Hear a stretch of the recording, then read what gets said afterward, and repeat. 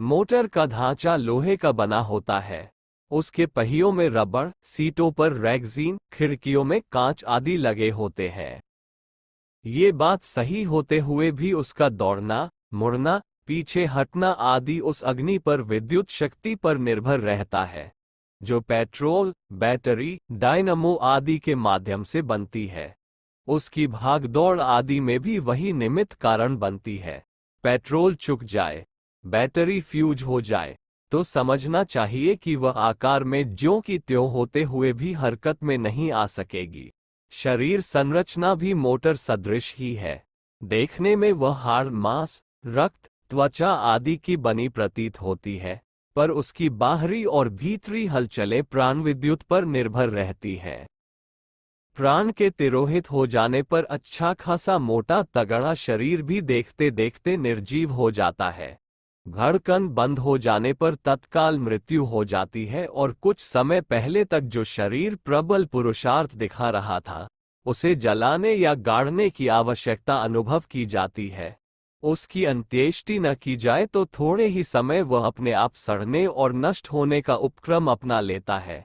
जो गिद्ध, चील, श्वान, श्रृगाल जीवित व्यक्ति से सर्वथा दूर रहते थे, वे गंध पाते ही दौड़ पड़ते हैं और लाश को तेजी से उद्ध्वस्त कर जाते हैं। शरीर में बाहर से तो उसके हाथ, पैर, नाक, कान आदि काम करते दिखाई पड़ते हैं, पर वस्तुतः जीवन आंतरिक ऊर्जा पर निर्भर रहता है। अदृश्य ऊर्जा जीवनी शक्ति, चेतना, प्राण विद्युत आदि नामों से जानी जाती है। वही जीवन की संचालिका और विभिन्न हलचलों की अधिष्ठात्री है। स्वास्थ्य, संतुलन और पुरुषार्थ, पराक्रम इसी पर निर्भर रहते हैं। वह बड़ी चढ़ी हो तो व्यक्ति एक से एक बढ़कर पराक्रम दिखा पाता है, परंतु यदि उसमें दुर्बलता, न्यूनता अथवा विकृति बढ़ने लगे तो शारीरिक ही नहीं, मानसिक रोग भी व्यक्ति को देखते देखते धर दबोचते। चिकित्सक रोग निवारण या दुर्बलता शमन के लिए अपने अपने ढंग से निदान और उपचार करते हैं। वैद्य वात, पित्त, कफ को असंतुलन का कारण बताते हैं। हकीम उसको आदि, बादी, खादी प्रकृति के नाम से पुकारते हैं। होम्योपैथी में विष से विष का निवारण करते हैं। बायोकेमिक वाले अमुक लवणों की कमी को प्रधान कारण मानते हैं। क्रोमोपैथी में रंगों का असंतुलन मूल कारण है। एलोपैथी वाले विषाणुओं का आक्रमण बताते हैं। उपचार भी निदान के अनुरूप मारक या शामक औषधियों द्वारा किया जाता है। परिणाम तत्काल जादू चमत्कार दिखाने के अतिरिक्त और कुछ होता नहीं। इन दिनों प्रशिक्षित चिकित्सकों की भी बाढ़ आ रही है। अनुभव की दुहाई देने वाले अनगढ़ उपचारकों का तो कहना ही क्या। सरकारी अस्पताल, प्राइवेट क्लिनिक, दवाखाने अन्य उद्योगों की तुलना में अधिक तेजी से खुल रहे हैं। साथ ही रोगियों की संख्या इतनी तेजी से बढ़ रही है, मानो अब दुनिया में सर्वथा निरोग कहे जा सकने वाले व्यक्ति रह ही न गए हों।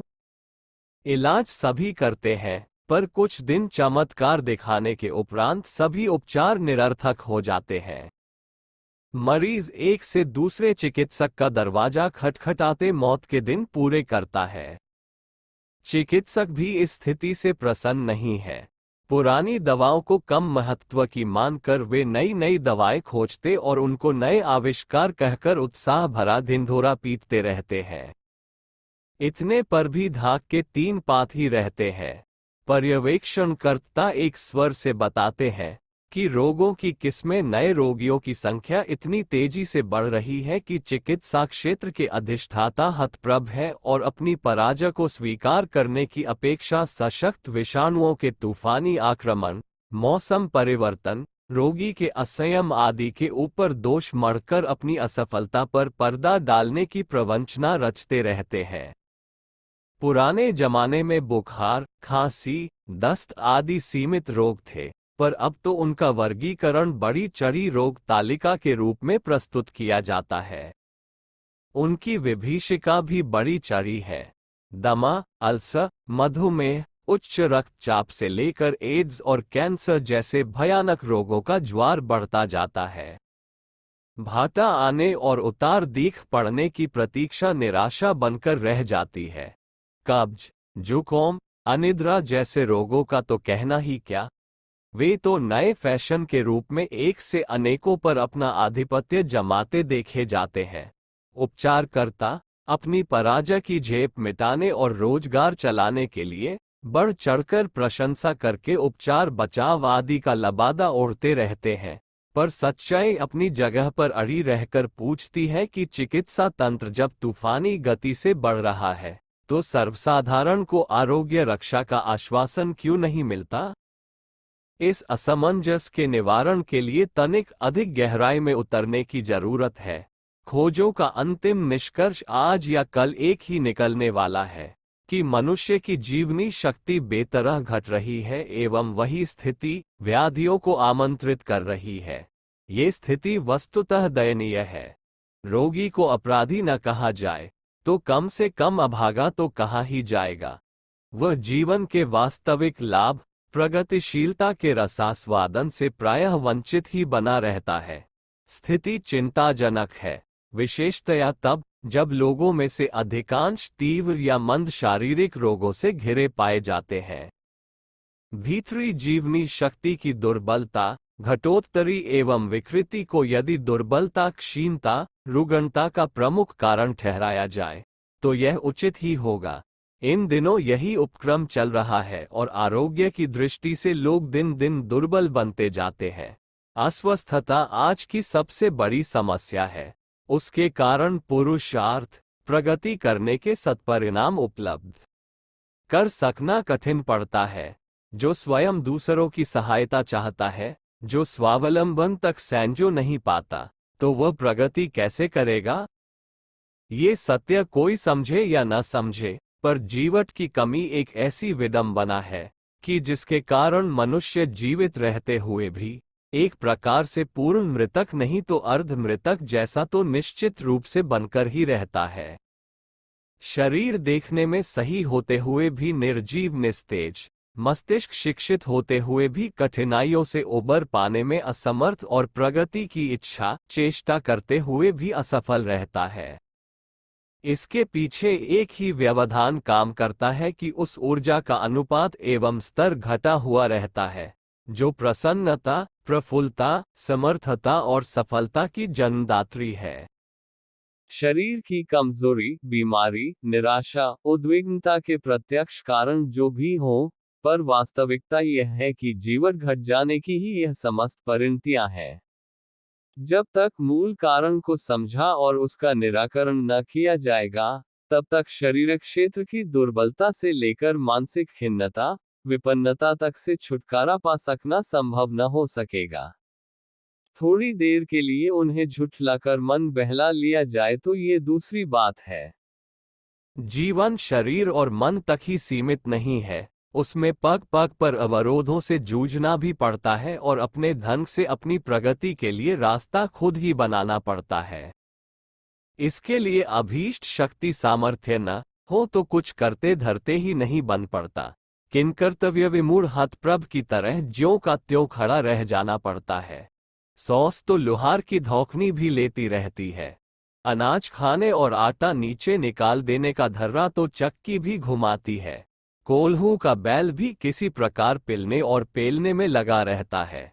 भूत पलीत मरघट में रहकर एकाकी डरने डराने का जाल जंजाल बुनते रहते हैं, पर ये सब मनुष्य जैसे असाधारण शक्ति संपन्न सृष्टि का मुकुटमणि कहलाने वालों को शोभा नहीं देता। उसे कुछ ऐसा करना चाहिए जिसके साथ उठने और उठाने की, बढ़ने और बढ़ाने की प्रक्रिया जुड़ी हुई हो, जिसे अनुकरणीय और अभिनंदनीय होने का सुयोग, सौभाग्य और सम्मान मिल सके। पर ऐसी प्रगतिशीलता किसी भी क्षेत्र में मिल तभी सकती है जब आंतरिक ऊर्जा साथ दे, जीवट की परिणति ओजस, तेजस और वर्ष में हो और उनके विकसित होने की व्यवस्था बन पड़े। मानवीय सत्ता के तीन पक्ष हैं: शरीर, मस्तिष्क और अंतःकरण। इन्हीं को स्थूल, सूक्ष्म और कारण शरीर कहते हैं। इनमें काम करने वाली जीवट को ही प्राणाग्नि, लोगोस, बायो इलेक्ट्रिसिटी, जीवनी शक्ति, विद्युत चेतना आदि नामों से जाना जाता है। यही क्रमशः ओजस, तेजस और वर्चस कहलाते हैं। उनका सामान्य संतुलन आरोग्य के नाम से जाना जाता है। इसे सही स्थिति में रखे रखना ही स्वास्थ्य रक्षा, समर्थता, बलिष्ठता आदि नामों से जाना जाता है। आंतरिक स्तर पर उसका सुनियोजन ही प्रतिभा के रूप में प्रकट होता है। इसे गिरा देना, संभाले रखना या प्रखर बनाना पूर्णतया मनुष्य के अपने हाथ में है। ये प्रक्रिया किसी बाहरी सहायता पर निर्भर नहीं होती। भाग्य, आनुवांशिकी, शाप या वरदान इसमें हस्तक्षेप नहीं कर पाते। पिछला कर्म आज के भाग्य के रूप में सुख दुख भर दे सकता है। प्रतिभावान दुख को भी विकास का आधार बना लेते हैं तथा प्रमादी सुख को भी पतन का कारण बना लेते हैं। जीवट प्राणाग्नि के विकास की प्रक्रिया हर स्थिति में चलती रह सकती है। आरोग्य का उद्गम वही है। नस नाड़ियों, मांसपेशियों, जीव कोशों में इसी का प्रभाव काम करता देखा जाता है। रोग निरोधक शक्ति यही है। इसी को टॉनिक के समतुल्य बलवर्धक स्थिति में देखा जाता है। मस्तिष्क में बुद्धिमत्ता, दूरदर्शिता, सूक्ष्म निरीक्षण क्षमता इसी के चमत्कार है। वरिष्ठों, साहसियों, वैज्ञानिकों, कलाकारों एवं विशिष्ट जनों में इसी शक्ति को काम करते देखा जा सकता है। अंतःकरण में भाव संवेदनाओं के रूप में भी इसी को देखा जाता है। करुणा, सहिष्णुता और आदर्शवादी सराहनीय कृत्यों में इसी की गरिमा का परिचय मिलता। ये शरीर में कम मात्रा में हो तो समझना चाहिए कि व्यक्ति आए दिन बीमार पड़ेगा और अशक्तता से घिरा हुआ अपने आप को दुर्बल, पीड़ित एवं आदि व्याधियों से घिरी स्थिति में अनुभव करता और कराहता रहेगा। मस्तिष्क में इसका अनुपात कम हो तो उसे अस्त व्यस्त, अनगढ़, असभ्य, अर्धविक्षिप्त, हल्के स्तर का समझा जाएगा। औंधे सीधे स्वभाव के कारण वह गलतियों, गलतफहमियों का शिकार रहेगा। ऐसा कुछ करते कहते देखा जाएगा जो सभ्यजनों को शोभा नहीं देता। अंतःकरण की दृष्टि से हेय स्तर वाले निष्ठुर, निर्मम, नीरस, स्वार्थी और पतित स्तर के आचरण करते और उपहास अपमान सहते दिखाई देते हैं। जिनमें ये प्राण संपदा जितनी कम है उन्हें उसी अनुपात में दीनहीन, पिछड़ा, दरिद्री एवं अभावग्रस्त माना जाता है। इसे दुर्भाग्य ही कहना चाहिए कि हम प्रत्यक्ष कलेवर को देखते हैं। उसके पीछे काम करने वाली अदृश्य सामर्थ्य का न मूल्यांकन कर पाते हैं और न महत्व ही समझ पाते हैं। मांसपेशियों की पुष्टाई देखी जाती है, पर यह भुला दिया जाता है कि बिजली ही वह शक्तिपुंज है जो अनेक उपकरणों को चलाती और जलाती है। बिजली की धारा न वह रही हो तो बल्ब, पंखे, हीटर, कूलर आदि कितने ही सुंदर या महंगे क्यों न हो, वे अपना काम ठीक प्रकार से नहीं कर सकते। इसी प्रकार जीवट की संजीवनी के कम पड़ जाने पर शरीर, मन, अंतःकरण सभी गड़बड़ा जाते हैं। विशेषतया स्वास्थ्य तो चौपट हो ही जाता है, जैसा कि आजकल सर्वत्र दिखाई पड़ता है। मनोबल की प्रचंड शक्ति एवं उसकी परिणति घटना सन 1681 की है। इंग्लैंड की पैट्रिक मेरी नामक एक महिला के सीने में कैंसर हुआ। पता तब चला जब डॉक्टरों ने जांच पड़ताल के उपरांत ये बताया कि उसका कैंसर सीने से बढ़कर सारी काया में फैल चुका है। इलाज तो चिन्ह पूजा है, पर वह अधिक से अधिक 6 महीने और जीवित रह सकेगी। महिला चिंतित हुई। उसने पूछा, क्या इसका उपचार नहीं हो सकता? डॉक्टरों ने सीधा सा उत्तर दिया कि आपकी जांच पड़ताल कुछ महीने पहले हो सकी होती और समय रहते वस्तुस्थिति का पता चल गया होता, तो यह संभव था कि समय रहते इलाज हुआ होता और आपके प्राण बच सके होते। पहले जांच पड़ताल क्यों नहीं हो सकी? इसका कारण एक ही था कि इंग्लैंड में उस समय ऐसी परीक्षा मशीन, जिसे कैट स्कैनिंग नाम से जाना जाता है, एक ही थी जिस पर जांच कराने के लिए अपनी पारी के लिए मरीजों को लंबी प्रतीक्षा करनी पड़ती थी। तब तक बात बढ़कर कहीं से कहीं जा पहुंचती थी। पैट्रिक मेरी भी इसी प्रतीक्षा में असाध्य स्तर तक जा पहुंची। महिला ने विचार किया कि जब मात्र 6 महीने ही जीना है तो इस समय का श्रेष्ठतम उपयोग क्यों न कर लिया जाए। सोचते सोचते वह इस निष्कर्ष पर पहुंची कि मेरी हैसियत तो ऐसी नहीं है कि ऐसी अनेकों मशीनें देश में लगा सकूं, पर इतना तो हो ही सकता है कि यदि पूरी शक्ति इसी कार्य में झोंक दी जाए तो एक के स्थान पर 2 तो हो ही जाएं और आधे रोगियों के तो प्राण बच ही जाएं। उन दिनों ऐसी एक मशीन प्रायः 3 करोड़ रुपयों में बनती थी। पैट्रिक ने सांगोपांग योजना बनाए, उस देश के टेलीविजन पर अपनी स्थिति, दुर्दशा और संभावना प्रसारित की और साथ ही यह भी कहा कि यदि 3 करोड़ रुपयों का प्रबंध हो जाए तो दूसरी मशीन कुछ ही दिनों में लग सकती है तथा मेरे जैसे आधी संख्या के रोगियों के प्राण बच सकते हैं। उस प्रसारण को सुनकर बहुत से उदारचेता प्रभावित हुए और उन्होंने अपनी श्रद्धानुसार राशि भेजनी शुरू कर दी। महिला का हौसला बढ़ा और उसने इसी का सरंजाम जुटाने में अपना सारा समय और मनोयोग लगा दिया। फलतः नियत अवधि में दूसरी मशीन बननी चालू होने के लिए स्थानीय जांचकर्ताओं की सारी व्यवस्था जुट गई। कार्य आरंभ हो गया। इस बीच उसकी तत्परता और तन्मयता ऐसी रही जिसमें उसे अपनी बीमारी और चिकित्सा की चिंता ही न रही और अपने लिए जो सोचना करना था उसे भुलाए ही रही। संकल्पित काम से निपटने के बाद साथियों के याद दिलाए जाने पर वो फिर डॉक्टरों के पास अपनी जांच पड़ताल कराने गई कि अब 6 महीने शेष वाली जिंदगी किस स्थिति में है। डॉक्टरों ने उसका सारा शरीर जांच डाला पर उसमें कहीं कैंसर का नाम निशान न था। ये हर दृष्टि से भली चंगी थी। इस आश्चर्यजनक कायाकल्प का कारण खोजने के लिए विभिन्न स्तर के विशेषज्ञों की समिति बिठाई गई। उसने लंबे अन्वेषण के बाद एक ही प्रतिवेदन प्रस्तुत किया कि यदि मनुष्य अपना मनोबल मौत, बुढ़ापा, बीमारी आदि को भुलाकर उच्चस्तरीय परमार्थ में लगा दे तो उनके स्थान पर स्वस्थता संपन्न करने वाली सामर्थ्य उभर सकती है।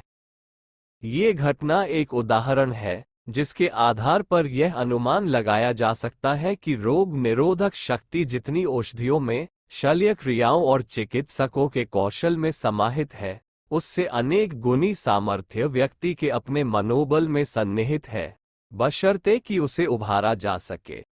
अचिंत्य चिंतन के स्थान पर न केवल संकल्प शक्ति को बढ़ाया और अभीष्ट उद्देश्य के लिए मोड़ा जाए, वरन ध्यान को परमार्थ प्रयोजनों में लगाकर नवजीवन को अपने ही अनंत शक्ति भंडार में से उत्पन्न एवं विकसित किया जा सके। ऐसी घटनाएं एक नहीं, अनेक है। फ्लोरेंस की एक महिला उन दिनों नवयुवती थी।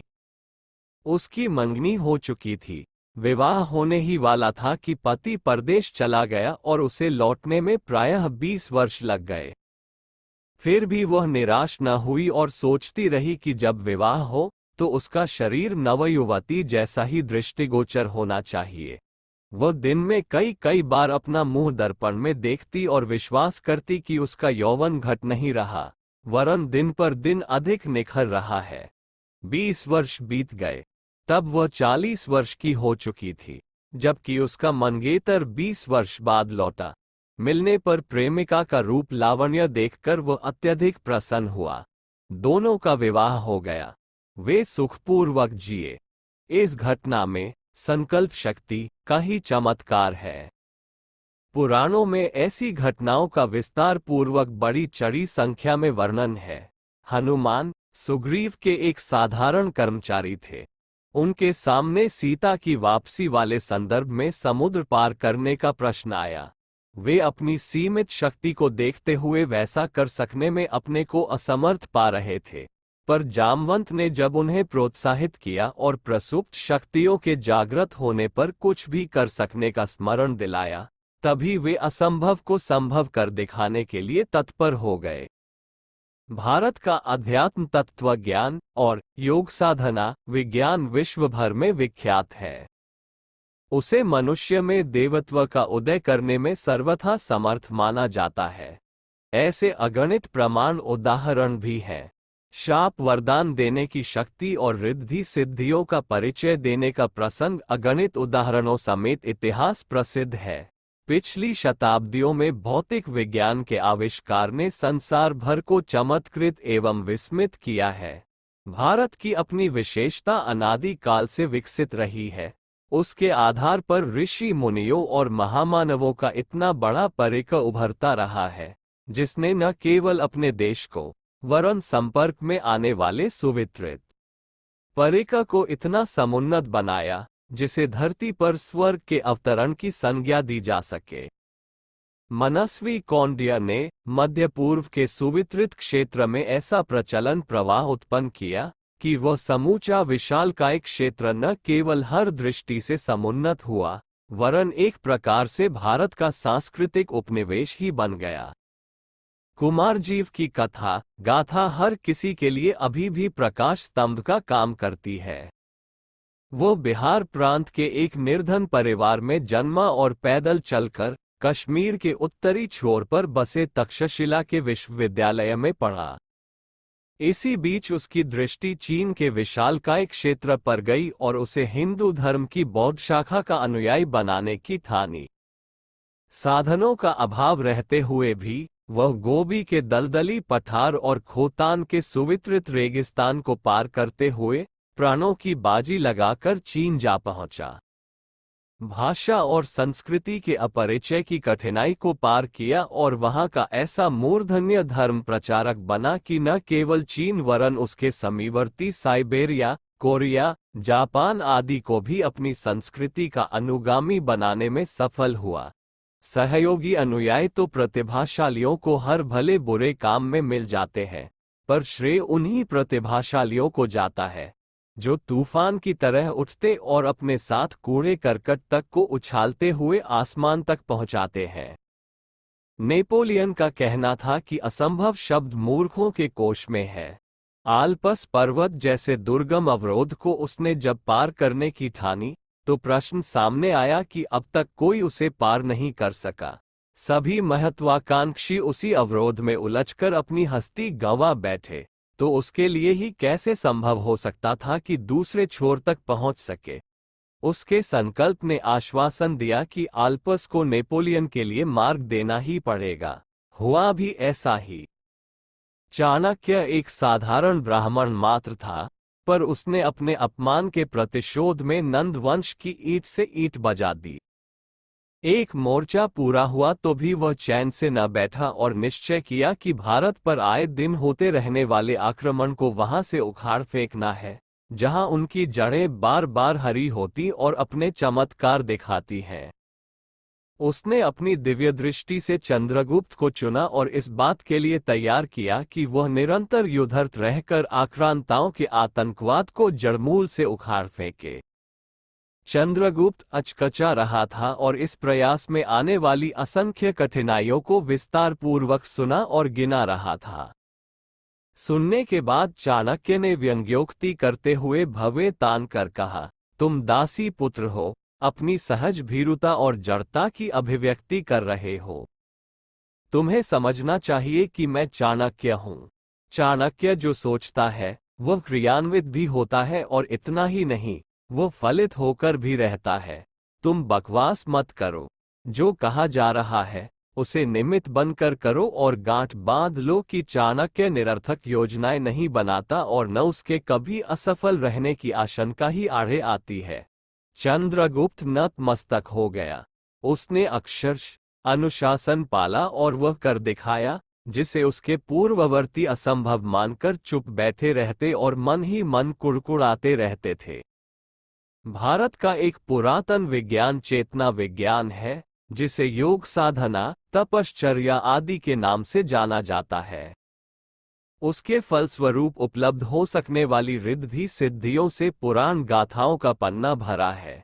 ये योगाभ्यास आखिर है क्या? इसकी गहराई तक उतरने वाले जानते हैं कि यह तितीक्षाओं के साथ जुड़ी हुई कर्मकांडों की प्रत्यक्ष फलश्रुति प्रतीत होते हुए भी वस्तुतः मनोबल को उभारने और प्रसुप्त प्राणाग्नि को प्रज्वलित करने की प्रक्रिया मात्र है। देवशक्तियों का केंद्र बिंदु वही है। वृक्ष पर फल फूल आकाश से टपक कर चिपकते रहने की बात सोचने वाले वस्तुतः गलती पर होते हैं। जड़ों के द्वारा खींचा गया धरती का रस ही तने को मजबूत करता है, पल्लवों को हरियाली और वृक्षों को सुवितरित छायादार बनाकर उन्हें फल फूलों से लाद देता है। उसी जीवट के आधार पर वे आंधी तूफानों से लड़ते और अपनी जगह अकड़ कर चिरकाल तक खड़े रहते हैं। सिद्ध पुरुष अभीष्ट प्रगति के उच्च शिखर पर पहुंचते हैं। महापुरुषों की सफलताएं पुरुषों को धिक्कारती और विजयश्री वर्ण कर सकने की शिक्षा प्रत्यक्ष प्रमाण बनकर देती है। उनसे उत्साहित होकर कभी कभी तो अर्धमृत और अर्धमूर्छित भी देवमानवों जैसे पुरुषार्थ करके दिखाने लगते हैं। शरीर ही इन दिनों आराध्य देव बना हुआ है। उसे बलिष्ठ और मजबूत बनाने में मनुष्य की 3/4 क्षमता का नियोजन होता रहता है। इतने पर भी सज्जा, उपकरण, बहुमूल्य आहार, औषधियों के पिटारे कुछ काम नहीं आते। अमीर गरीबों की अपेक्षा अधिक दुर्बल, बीमार और अल्पजीवी पाए जाते हैं। चिकित्सा के व्यवसायी अपने परिवार समेत स्वयं तक बीमारियों के शिकार बने रहते और तथाकथित आहार विज्ञान से लेकर औषधि विडंबना को प्रत्यक्ष न सही मन ही मन तो कोसते ही रहते हैं। मनोबल इससे सर्वथा भिन्न प्रकार की राह दिखाता है। अफ्रीका के मसाई मात्र भालों के सहारे बबर मेरों से भिड़ते और उन्हें मारकर अपनी शादी के लिए निश्चित शर्त को पीढ़ी दर पीढ़ी पूरी करते रहते हैं। विश्वविख्यात सैंडो पहलवान जवानी की दहलीज पर पहुंचने तक हड्डियों का ढांचा और जुकोम के जाल में पूरी तरह जकड़ा हुआ था, पर जब उसके मार्गदर्शक ने जीवन की नई विधा सुझाई तो वह दिन पर दिन स्वस्थ बलिष्ठ होता गया और एक दिन वह संसार का माना हुआ पहलवान बन गया। भारत का हिंद केशरी उपाधि वाला चंदगी राम अध्यापक की नौकरी करने के दिनों तक तपेदिक का मरीज था और उसकी छूत न लग जाने के भय से हर कोई दूर रहता था, पर जब उसने अपना मानसिक कायाकल्प साहसपूर्वक कर डाला, आदतों को पूरी तरह उलट दिया तो प्रकृति देवी ने उस पर अजस्त्र वरदान बरसाया और हिंदुस्तान का जाना माना पहलवान बना दिया। प्राचीन काल में ऐसे कथा कृत्यों की कथा गाथाएं अपने स्थान पर विचित्र है। मिट्टी के टीले बनाकर किसी प्रकार सांसें गिनते रहने वाले च्यवन ऋषि ने जब अपने दृष्टिकोण और पुरुषार्थ को दूसरी दिशा में मोड़ दिया तो अश्विनी कुमार वैद्य भी अपनी दवाओं का पिटारा लेकर दौड़े आए और उन्हें बूढ़े से जवान बना दिया। जिनका दम निकलने की प्रतीक्षा में स्वादिष्ट भोजन पाने के लिए लोमड़ियां चक्कर काटती रहती हैं, उन्हीं की सेवा सहायता करने के लिए सुकन्या जैसी अनिंद्य सुंदरी राजकुमारी प्राणपण से जुट गई। ययाति के बूढ़े से जवान हो जाने की कथा प्रसिद्ध है। हनुमान बचपन से ही पवन पुत्र प्राणपुंज कहलाते थे और उनके पहाड़ पर गिरने से विशालकाय शिला चूर चूर हो गई थी। पार्वती की युगों तक तप करने से क्षीण हुई काया शिव को वरण करते ही त्रैलोक्य मोहिनी बन गई थी। अर्जुन के बाणों ने पाताल से जलधारा उभारकर मरणासन भीष्म पितामह को ताजा जल पिलाया था। टिटरी का समुद्र को सुखाकर अंडे वापस लेने का संकल्प भले ही अगस्त्य के माध्यम से पूरा हुआ हो, पर वह अधूरा तो नहीं ही रहा। जमदग्नि का पुत्र परशुराम जब पिता के साथ हुए अनाचार का बदला लेने के लिए उतारू हो गया तो उसने महाबली सहस्रबाहु की हजारों भुजाएं हल्के से फरसे से मूली की तरह काटकर रख दी और मचला तो उसके सहयोगियों तक का सफाया करके रख दिया। हारी हारी बातें करने वाले अर्जुन को महाभारत का विजेता बनाने का श्रेय कृष्ण के उस उद्बोधन को था जिसने भर्त्सना की लताड़ और प्रोत्साहन भरी पुचकार देकर उसे वह बना दिया जिसका उसे भान तक न था। इन दिनों मनुष्य को वैभव, स्वास्थ्य और यश के अतिरिक्त और किसी की कामना दीख नहीं पड़ती। इसके लिए जो कुछ उचित और अनुचित बन पड़ता है उसे कमाने में औसत आदमी दिन रात जुटा रहता है। कुछ मिलता भी है तो कुमार के रास्ते देखते देखते न जाने कहाँ उड़ जाता है। इस घोर असमंजस की वेला में हर किसी को ये समझना और समझाना चाहिए कि अगणित वैभवों का उद्गम व प्राणाग्नि केंद्र है, जिसको उभारना हमारा परम पुरुषार्थ और ईश्वर का एकमात्र अनुग्रह कहा जा रहा है। आज इसी की आवश्यकता है कि वैभव स्थिर रहे और दिन पर दिन बढ़ता रहे और अंततः उस श्रेष्ठतम सदुपयोग में काम आ सके जो नन्हे से बीज से बढ़कर अत्यंत विशालकाय वटवृक्ष के रूप में परिणत होगा। वैभव सुदामा ने, नरसी मेहता ने, सुग्रीव ने, विभीषण ने दैवी अनुग्रह से इतनी मात्रा में पाया था जो इतिहास प्रसिद्ध हो गया। स्वस्थ पराक्रमों में पांडवों की गणना की जा सकती है जो मनुष्य के नहीं देवताओं के वंशज थे। ध्रुव और प्रहलाद ने जो उच्चपद पाए थे वे किन ही विरले को ही कभी प्राप्त हुए होंगे। सप्त ऋषि अमर हो गए। नारद को भगवान के लोक में चाहे जब धमकने की छूट मिली। वैभव किसका है, पराक्रम किसका है, विभूतियां किसकी है? इन सबका उत्तर देते समय नाम भगवान का ही लिया जा सकता है, पर भगवान का निकटतम और सुनिश्चित स्थान एक ही है, अंतराल में विद्यमान प्राणाग्नि। उसी को जानने उभारने से वो सब कुछ मिल सकता है जिसे धारण कर सकने की पात्रता मनुष्य ने अर्जित कर ली है। मेघमाला द्वारा समय समय पर बरसने वाली अजस्र जलधारा का जल उन्हीं जलाशयों में एकत्र होता है जो उसे संचय के लिए समुचित गहराई और पात्रता अर्जित कर सकने में समर्थ हो सके।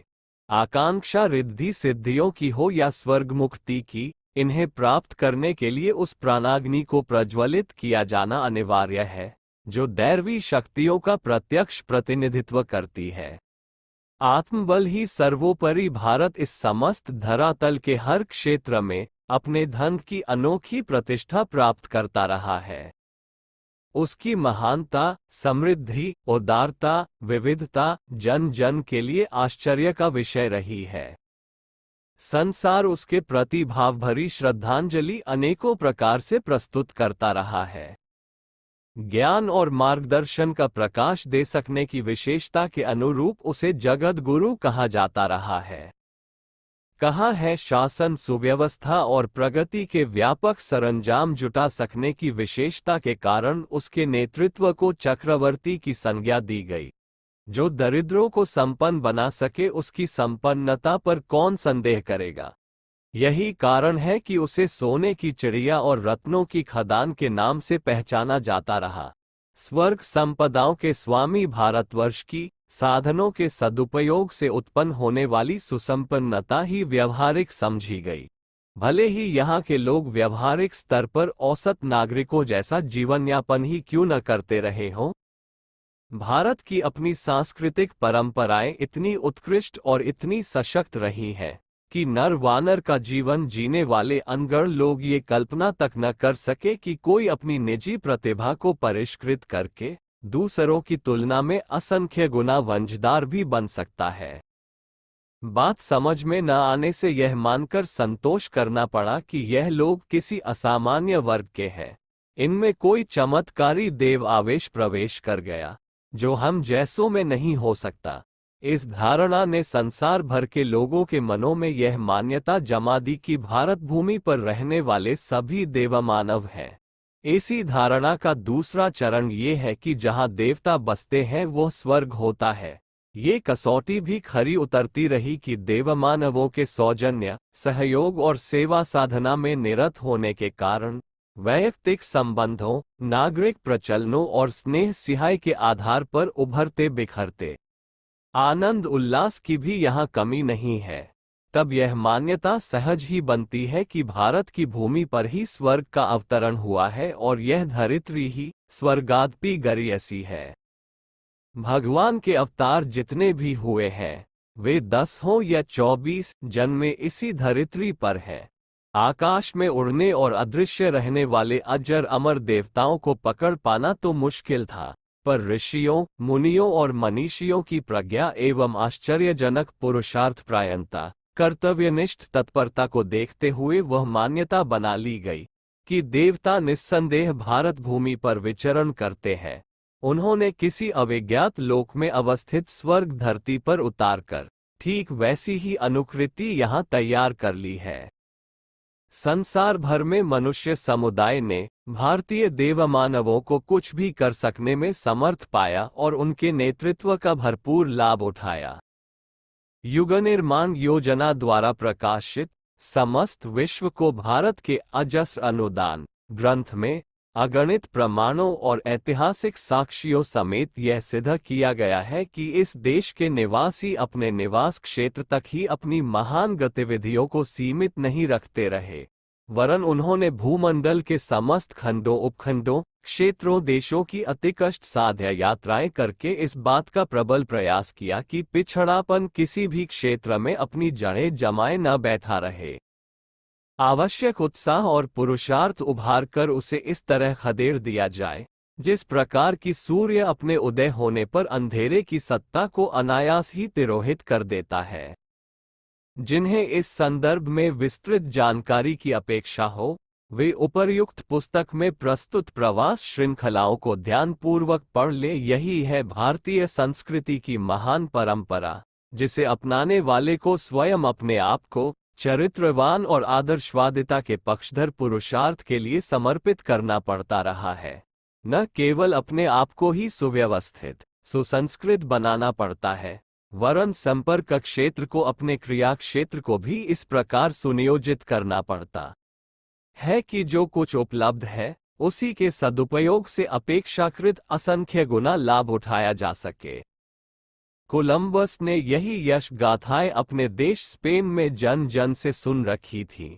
वह इस सोने की खदान से कुछ पाने बटोरने के लिए आकुल व्याकुल होकर एक जलयान के द्वारा खोज को निकल पड़ा। सही दिशा ज्ञात न होने से वह भारतवर्ष तो न पहुंच सका, पर अमेरिका के तट पर जा पहुंचा। उसे ही भारत समझ लिया और वहां के निवासियों की लाल चमड़ी देखकर उन्हें रेड इंडियंस नाम दे दिया। ये घटना बताती है कि यहाँ की प्रगतिशीलता को धरती के हर कोने पर किस दृष्टि से देखा जाता था।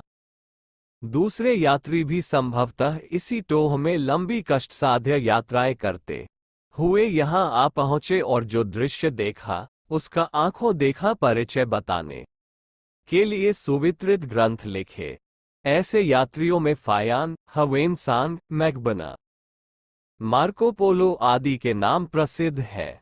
महाप्रभु कहे जाने वाले ईसा ने भी अपनी जिंदगी की लंबी अवधि इसी देश में रहकर बिताई और जो प्रकाश पाया उसे अपनी भाषा में अपने ढंग से कहा और फैलाया। ईसाई धर्म के पर्यवेक्षकों ने बौद्ध धर्म को अनुकृति के रूप में माना और कहा है, ये सिलसिला लंबी अवधि से चलता रहा है। पाल ब्रेटन भारत में चमत्कारों को खोजने आए। उन्होंने अपने अनुभवों के आधार पर आश्चर्यचकित करने वाला साहित्य प्रकाशित किया है। फ्रांस की श्री मो इसी उद्देश्य से भारत आई और वे अरविंद आश्रम की अविच्छिन्न सदस्य बनकर वहीं रह गई। एनी बेसेंट गांधी आश्रम की मिस सड और ब्रिटेन में जन्मी पर्यावरण विशेषज्ञ सरला बेन जीवन के अंत तक वहीं रहीं। विवेकानंद की सहायिका के रूप में यहाँ निवास करने वाली सिस्टर निवेदिता का नाम हर किसी ने सुना है। पादरी CFA की प्रवासी भारतीयों व भारत के प्रति सेवाओं को कोई भुला नहीं सकेगा। अन्य कुछ व्यक्तियों का उल्लेख करने भर से इस आकर्षण को देखा नहीं जा सकता। इस देश की आबादी का पर्यवेक्षण करने पर पता चलता है कि पारसी, मुस्लिम, ईसाई आदि धर्मावलंबी किस उत्साह के साथ यहाँ आए और वातावरण को देखते हुए सदा सर्वदा के लिए यहीं रह गए। कल्प वृक्ष की छाया में बैठने के बाद उससे वापस लौटने का मन भला किसका होगा और क्यों होगा? इस संदर्भ में आश्चर्यचकित होने वालों ने यहाँ विशेष रूप से अपनाई गई योग विद्या को महत्व दिया है और उसे चमत्कारों की जन्मदात्री कहा है। बात सच भी है, पर भ्रांतियों, अत्युक्तियों और निहित स्वार्थी के जाल जंजाल ने उसका स्वरूप ऐसा विचित्र बना दिया, जिसे जादूगरी बाजीगरी के आधार पर अजूबे दिखाने और शगुफे छोड़ने की ठगविद्या के अतिरिक्त और कुछ कहा नहीं जा सकता है। पर वस्तुतः बात ऐसी नहीं। योग एक अत्यंत उच्च कोटि की विज्ञान सम्मत विद्या है, जिसे दो तथ्यों पर आधारित माना जा सकता है। इनमें से एक है तपश्चर्या, जिसका बोलचाल की भाषा में अर्थ होता है संयम अपनाना, अनुशासित रहना और लक्ष्य प्राप्ति के लिए तितीक्षा के रूप में कष्टसाध्य परिस्थितियों का सामना करने के लिए अपने को अभ्यस्त बनाना। इसी उद्देश्य की पूर्ति के लिए कई प्रकार के विधि विधान, कर्मकांड, व्रत उपवासों, पदयात्राओं आदि के विधान है, पर उन्हें साधना मात्र ही माना जा सकता है, साध्य नहीं। साध्य तो व्यक्तित्व में प्रामाणिकता, प्रखरता और शालीनता का ऐसा समावेश करना है जो आकर्षणों और दबावों के आगे डगमगाए नहीं, आन पर अड़ा रहे, अनीति का सहगामी या सहयोगी बनने से साफ इनकार कर दे, फिर भले ही इसके बदले आतताइयों का कितना रोष, आक्रमण, आतंक सहन करना पड़े। ऐसी मनस्थिति की परिपक्व करने के लिए ही तपश्चर्या नाम से जान पड़ने वाले अनेक कर्मकांडों की गणना होती रहती है। आश्चर्य इसी बात का है कि लोग लक्ष्य को भूलकर कर्मकांडों की पूर्ति भर करते हैं और आशा लगाते हैं कि उन्हें इन करतूतों के सहारे ही सिद्ध पुरुष बनने का अवसर मिल जाएगा। तपश्चर्या का दूसरा पक्ष है योग साधना। तपश्चर्याएं शरीर प्रधान होती हैं और योग मन को अवांछनीयताओं से मुक्ति दिलाकर आत्म विस्तार की परिधि में प्रवेश करने को कहता है। इसे और भी अधिक स्पष्ट और सरल रूप से समझना हो तो यूं कहा जा सकता है कि अपने कार्य क्षेत्र, स्वभाव, अभ्यास, दृष्टिकोण एवं क्रियाकलाप को ऐसा बनाना जिसमें सुनियोजित व्यवस्था उपक्रम के अतिरिक्त और कुछ दिख ही न पड़े। मनीषियों को यही सोचना और यही करना होता है। वे अव्यवस्था जन्य दुष्प्रवृत्तियों को लुहार की तरह घन बजाकर सीधी करते हैं और उपेक्षित धातु खंडों की गलाई ढलाई करके उन्हें अति महत्वपूर्ण उपकरणों का स्वरूप प्रदान करते हैं। इसके लिए प्राणायाम, जप, प्रत्याहार, धारणा, ध्यान, समाधि आदि कई प्रकार के मार्ग अपनाए जाते हैं। ज्ञान योग, भक्ति योग और कर्मयोग की एक परिपाटी भी इसी निमित्त विनिर्मित हुई। अनुष्ठान, पुरस्चरण, व्रत धारण आदि का निर्धारण भी इसी निमित्त हुआ है। इतने पर भी यदि इन सब चित्र विचित्र कर्मकांडों के पीछे छिपा अंतःकरण का विस्तृतीकरण ध्यान में नहीं है, तो समझना चाहिए कि उसे बच्चों की खिलवाड़ से और अधिक कुछ भी नहीं कहा जा सकेगा। ऐसा उसका कोई प्रतिफल भी उपलब्ध नहीं होगा जिससे किसी में योग स्तर की दिव्य क्षमताएं दृष्टिगोचर हो सके। भ्रमजंजाल में भटकने वालों की इस दुनिया में कमी नहीं, पर वे समय गंवाते, ठोकरें खाते और निराश रहने के अतिरिक्त और कुछ पाते कहाँ देखे जाते हैं। लोगों के समक्ष वे अपने संबंध में बिना सिर पैर की शेखी भले ही बघारते रहें। जिस योग विद्या के कारण भारत कभी स्वर्ग की समानता करने लगा था, वह वस्तुतः व्यक्तित्व में सन्निहित प्रत्यक्ष और अप्रत्यक्ष क्षमताओं का ऐसा विकास ही था जो मानवीय काया में कण कण को प्रतिभा से सुसंपन्न, शरीर को ओजस्वी, मन को तेजस्वी और अंतःकरण को ब्रह्मवर्चस्व से अभिभूत बनाने में अपनी यथार्थता का प्रत्यक्ष प्रमाण नकद धर्म की तरह हाथों हाथ प्रस्तुत करता था। कहने का तात्पर्य यह है कि योग साधना के लिए साधारण रहन सहन छोड़कर चित्र विचित्र परिधान धारण करें, ये बिल्कुल भी आवश्यक नहीं है। इंग्लैंड सरकार के आदेश पर वायसराय ने गांधी जी को मिलने के लिए बुलावा भेजा था। उपयोगी वार्तालाप भी हुआ, पर वायसराय ने इंग्लैंड के प्रधानमंत्री की वह बात पूरी तरह ध्यान में रखी कि गांधी की आंखों में आंखें डालकर न देखें। वे जादूगर हैं, जिस पर नजर गड़ाते हैं उसी को वशीभूत कर लेते हैं। मान्यता सर्वथा झूठी नहीं थी। जब असहयोग आंदोलन शुरू हुआ तो इंग्लैंड कहा करता था कि दबाव उसी सीमा तक दिया जाए जिससे गांधी फूट न पड़े। ये 62 पौंड का बम का गोला यदि फट पड़ा तो ब्रिटिश प्रशासन का कहीं अता पता भी न चलेगा। गोलमेज कॉन्फ्रेंस में गांधी जी इंग्लैंड गए और भी अनेक लोग उस समारोह में थे, पर शासक पक्ष के वरिष्ठ अधिकारी की आंखें गांधी पर ही टिकी रहीं। सबकी यही उत्सुकता बनी रही कि यह व्यक्ति आखिर कहता क्या है। उनके एक एक शब्द को नापा तौला गया। जो परिणाम सामने आए उनसे यही निष्कर्ष निकला कि गांधी जी पूरी तरह जीतकर वापस लौटे हैं। योगी वर्ग में एक नाम बिनोवा का भी है, जिसने आराम हराम है के मंत्र को अपनी जीवनचर्या के हर कण में समा लिया था। उन्होंने बड़ी योजनाएं बनाई और उनकी व्यवहारिकता अभीष्ट सफलता के सहारे सिद्ध कर दिखाए।